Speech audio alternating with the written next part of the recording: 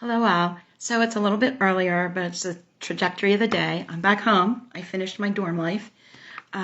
It's Parshat Naso, and the entitled part of what I've entitled this is, what is completeness in God's perspective?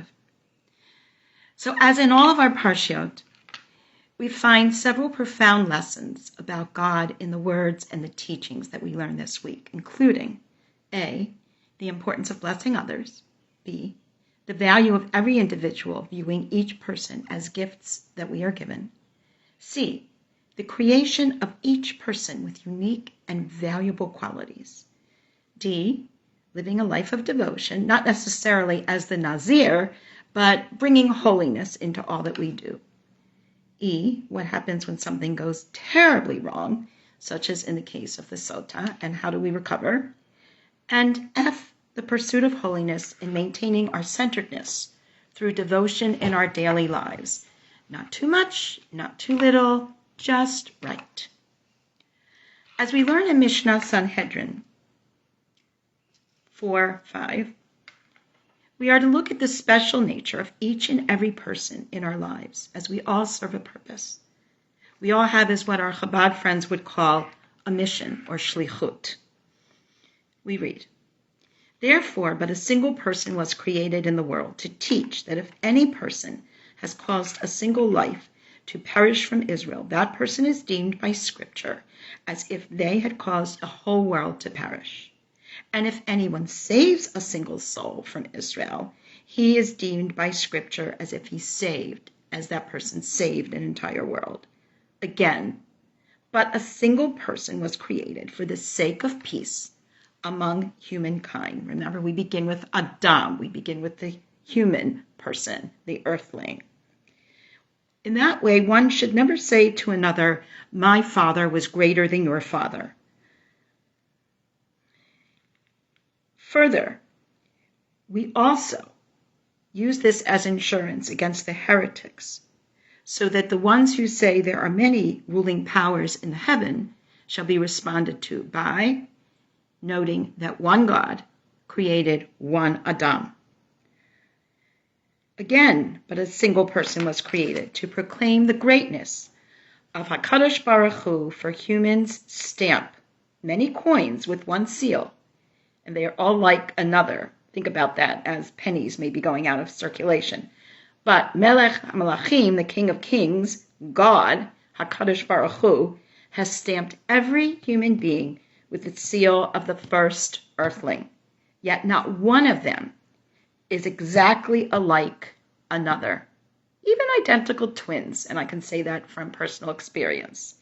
Therefore, we must all say, for my sake, the world was created.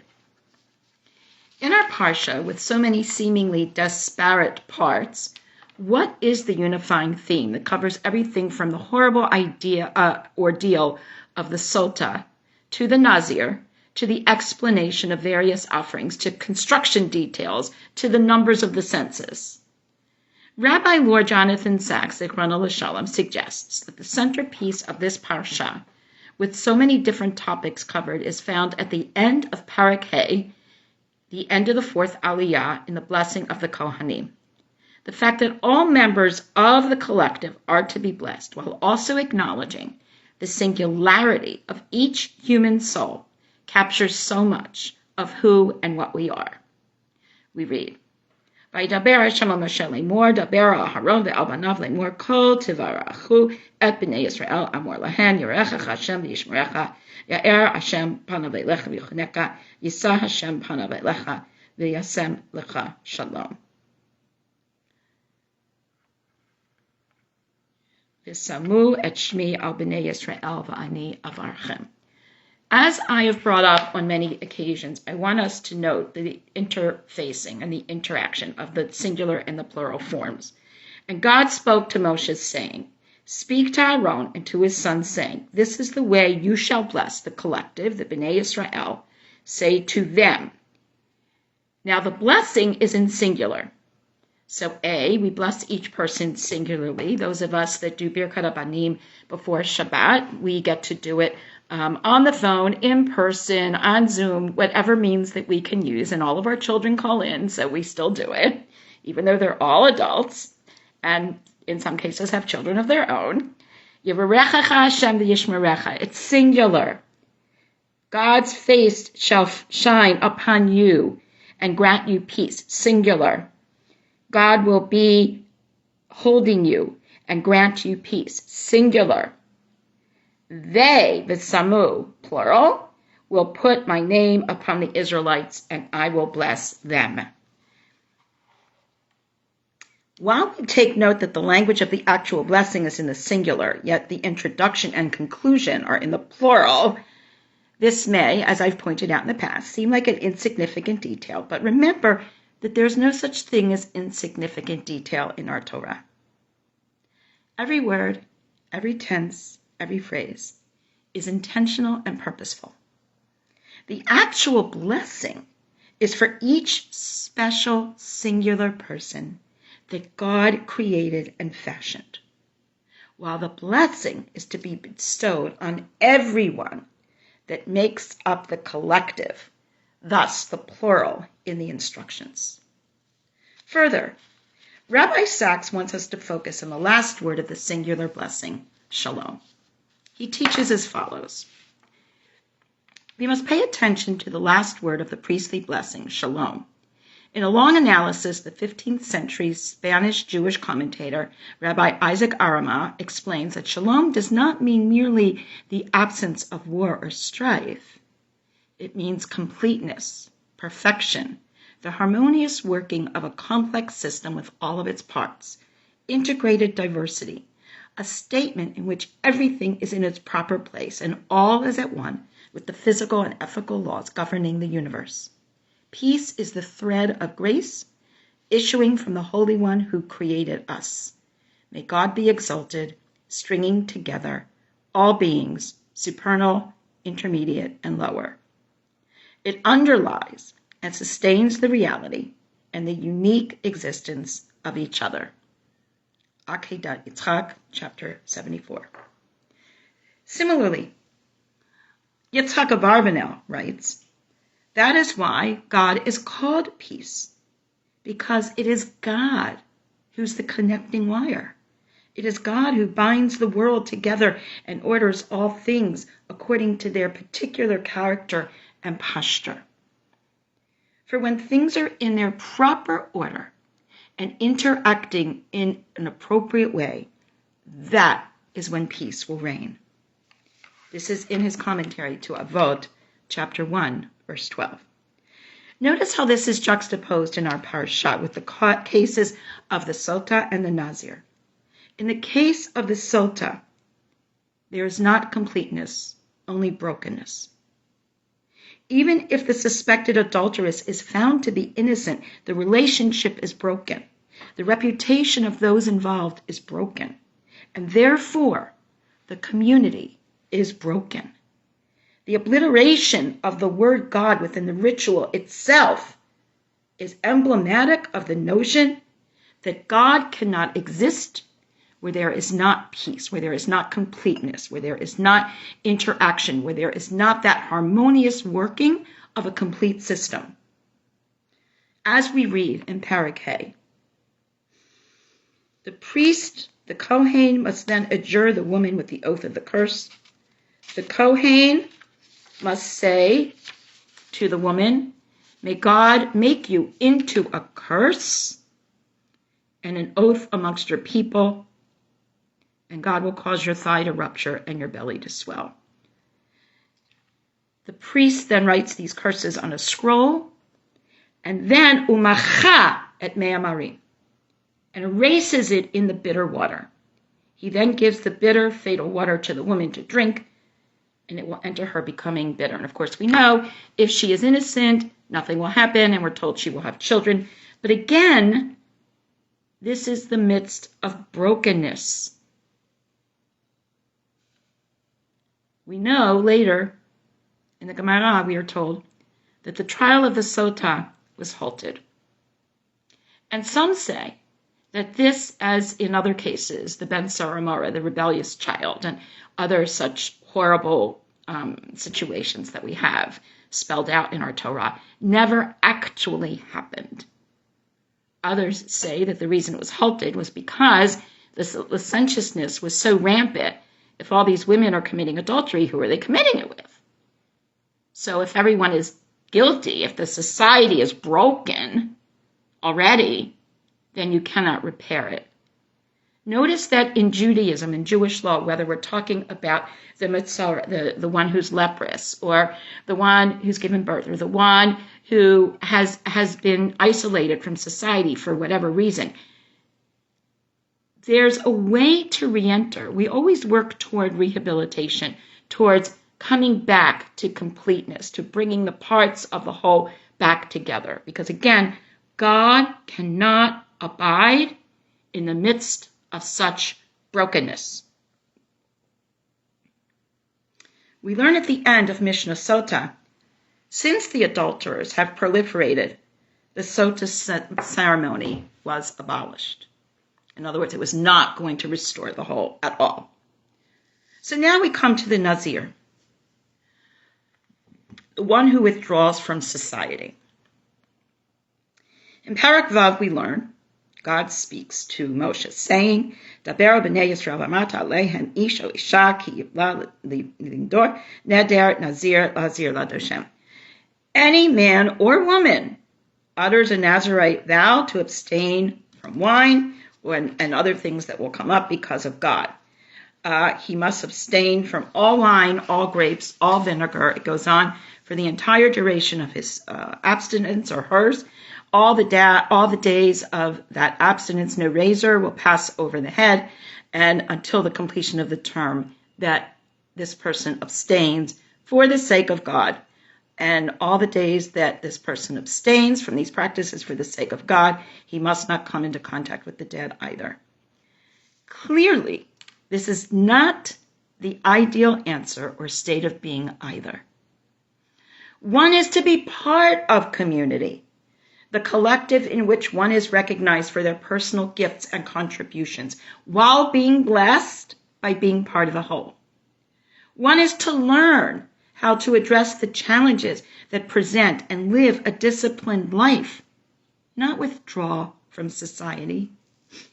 We know very well that this whole, this collective, is messy, with all kinds of problems and challenges. This is the very nature of who we are individually as people and collectively as community. Last week, as you know, from my dorm room, I was at an international academic conference. Although, as I explained, sadly, most of our international colleagues had to be zoomed in because of what's going on in our world right now. But one of the things that we talk about is the reality of who we are, that there are going to be challenges. It is messy. How do each of our faith traditions help us in addressing this? We do not withdraw. We do have examples in the Jewish community. We do not. There are monks. There are nuns. There are priests who live a sequestered life. We don't do that. And even increasingly in the convents and in the seminaries in which priests live, they are more and more being asked to go out and to do work in the community. That devotion is important, but my devotion is supposed to lead to something. It's supposed to be enabling me to provide tikkunim, if you will, to provide ways to repair and to make our world better. Yes, life is messy, but we are not to withdraw from it. So in thinking about this messiness, let's consider the proximity of these discussions of the Nazir and the Sota. Why, as so many have asked, amongst our Meforshim and others, does the vow of the Nazir follow the ordeal of the Sota? Rashi connects these two teachings by suggesting that whoever sees an adulteress in her disgrace should vow to abstain from wine, for it leads to lightheadedness and adultery. And that's the connection that he makes. Notice the first thing about the Nazir is the abstention from wine. One should learn from the experience of seeing another person, the suspected adulteress, stumbling by committing oneself to not make the same mistakes through the vows of the Nazirite. And as a result, not only going well and above, beyond the boundaries of our mitzvot, including using wine as a sign of sanctifying space and time, which is important, but also by abstaining altogether from wine, from self-care, not cutting one's hair, and from mourning one's dead. Each of these, it is posited, are possible gateways to extreme behaviors, such as those involved in the case of the sota. Further, it is clearly noteworthy that the Talmud discusses the Nazir before the sota, reversing the process. Why does the Talmud use this reversed order? Let us turn to the Gemara for our answer. Miknei Tana mi Nazir Salik, my Tana Daka Tana Sota.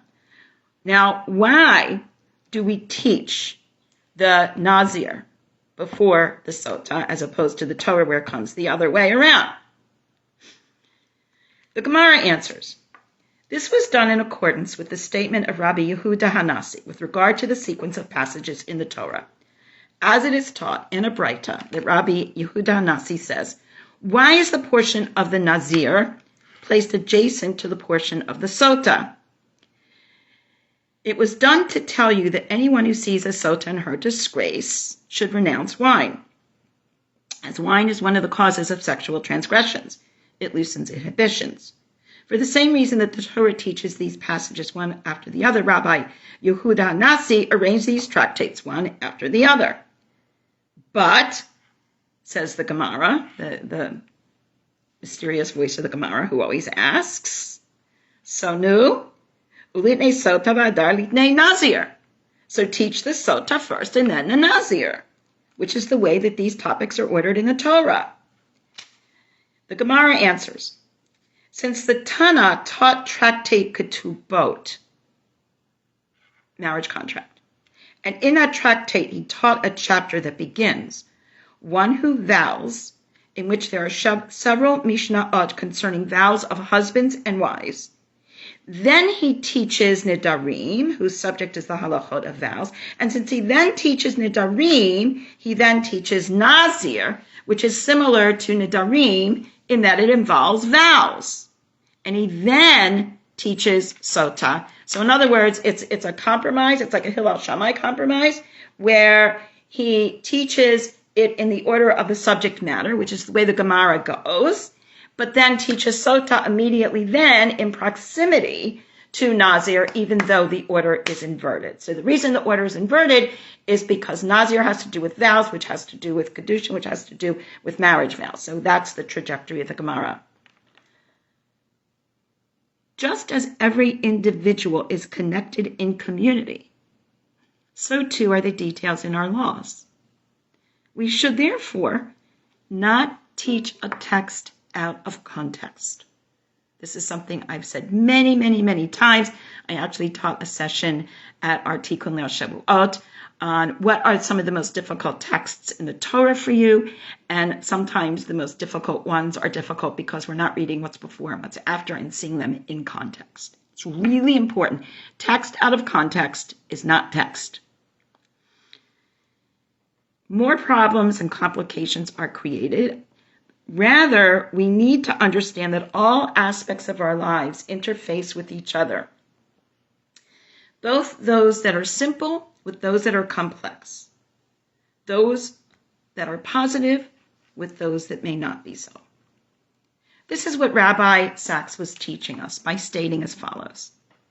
That last word of the priestly blessing, shalom, it doesn't mean kumbaya.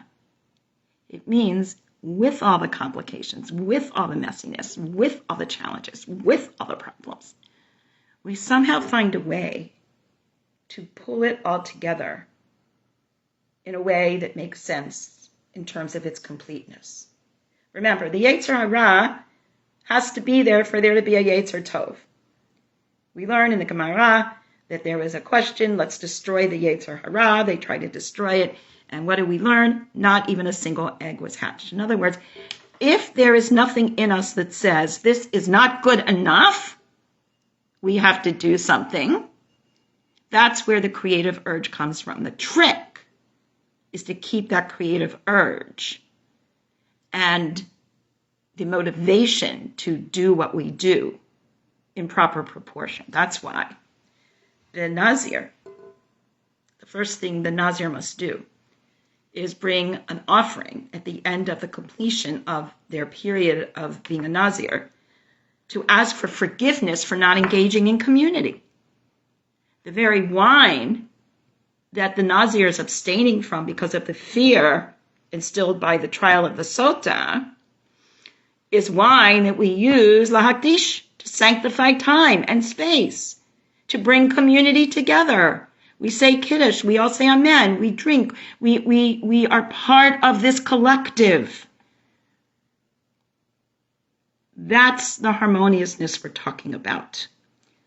And we go back to Rabbi Isaac Arama, who said, it's not that shalom means the absence of war, strife, or challenges. Rather, it means completeness, perfection, the harmonious working of that complete system, integrated diversity, a state in which everything is in its proper place and all is at one with the physical and ethical laws governing the universe.